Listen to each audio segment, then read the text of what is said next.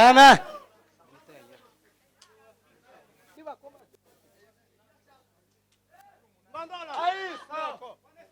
Amen. Bwana Yesu asifiwe. Semeni haleluya. Haleluya. Harauri minota yacu. Kumebaki dakika zetu kama 7 hivyo. Bwana Yesu asifiwe. Haleluya. Semeni amina. Tunachako tuhudumia. Tunaendelea. N'abandi bayumbe mwaje murakaze Imana iheze umugisha. Na waombezi wengine ambao mmekuja mnakaribishwa na Mungu awabariki. Amen. Haleluya. Nonse ducurangire aho warugeze neza. Tuendelee hivyo hivyo. Niturangiza abayumbe bose. Waombezi wote. Tukubure ikintu cyose kitashanye n'icimana. Tuweze kufagia chochote ambacho amapepo yose agenda azenguruka hano. Kila pepo ambalo linazunguka hapa. Tuyachakire mu izina rya Yesu. Tuweze kuyashika kwa jina la Haleluya. Bwana asifiwe. Haleluya. Semeni amina. Amen. Ngaya ducurangire.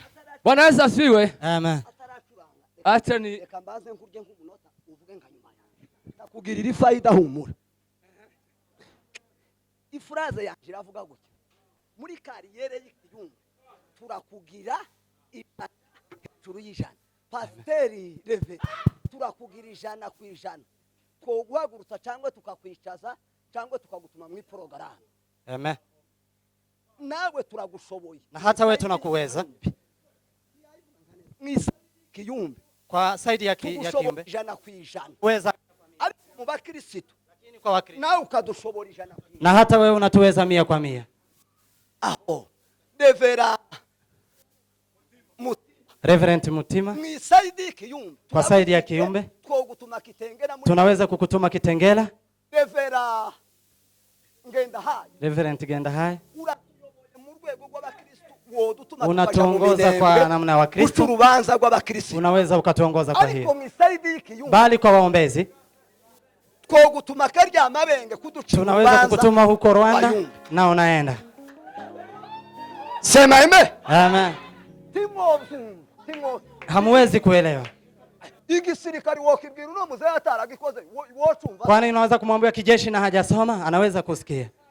Ariko kubera ko ari akazi ka. Bali kwa sababu ni kazi yetu. Irege sina inabonye rafiki yanje Reverend Jean Paul. Nawe turagushoboye guhera ukageza muri Kayonza. Na hata wewe tunakuweza kuanzia hapa hadi Kayonza. Kwa waombezi tunaweza kukusimamisha. Tunakutuma pahali nenda ukatunenee huko. Tunaweza kukutuma uende huko. Tunakaa na wewe kwa hii kazi. Na pastor. Na hata pastor. Ese muzumvishe mu rukundo cyangwa mumesikia kwa upendo na muzumvishe mu kinyamurenge. Sawa. Ugaruko. Kwa jioni hivyo. Ariko kugira ngo dufaidikisha. Hatuwaamuru lakini ili tufaidike. Msimame kidogo viongozi. Staff. Wewe nturi umuze. Ireve. Viongozi wa waombezi. Ariko iyi ni staff. Hawa ndio viongozi. Namwe na hata nyinyi mura barya bazabita ngo naba abadwayi. Hawa ndio wakubwa sasa. Abadwayi namwe ni muhaguruka. Nanyi pia msimame.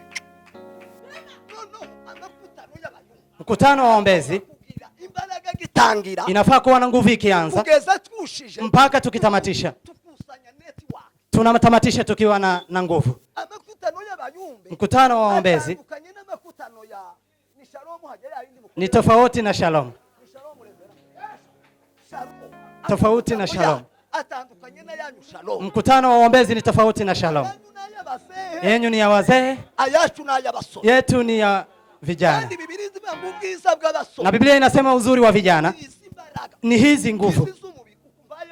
Hizi nguvu za mwili. Hivi nafanya. Hizi ni nguvu zetu. Nguvu za wazee ni hizi inzi imvi. Ubwiza ni uzuri. Haleluya. Amen.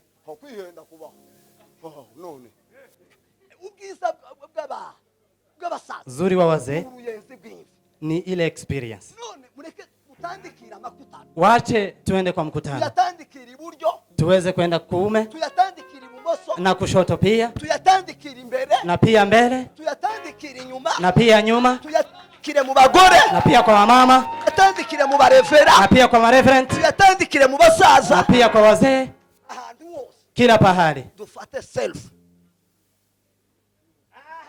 utumvise azatahe gutya. Yule ambaye hajasikia aende hivyo. Tukopeza indi minota ino yari yo gufaidikisha abakristo. Hilo ilikuwa ya kusaidia mkutano. Yo gutega makuta.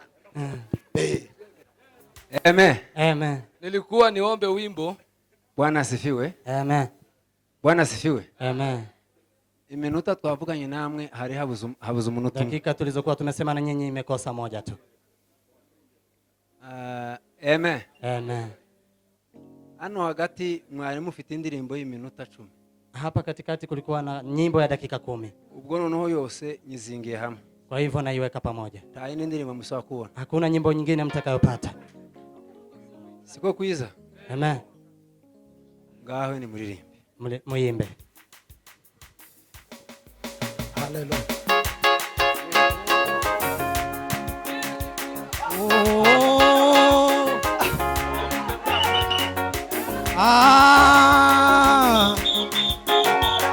Ntabwo ari umutungo ibeshe ivuze irakora rurema niryo zina ijambo rye rirarema ijambo ry'Imana rirarema ntabwo ari umutungo ibeshe ivuze irabikora rurema niryo zina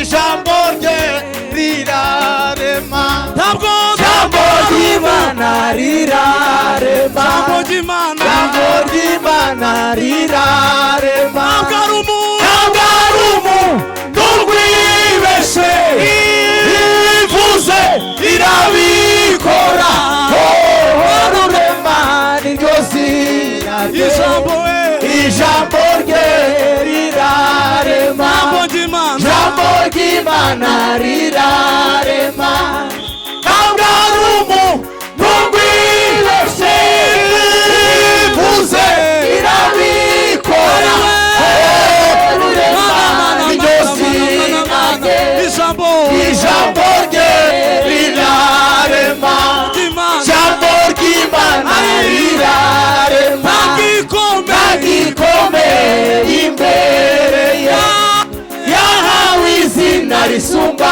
ayandi ntagikomeye imbere yahawe izina risumba ayandi yashyizwe hejuru iteka Imana iri akwera kwayo rurema niryo zina ijambo rye rirarema jambo ry'Imana rirarema yashyizwe hejuru iteka Imana iri akwera kwayo rurema niryo zina mana we rirarema jambo ry'Imana rirarema yashyizwe hejuru iteka Imana iri akwera kwayo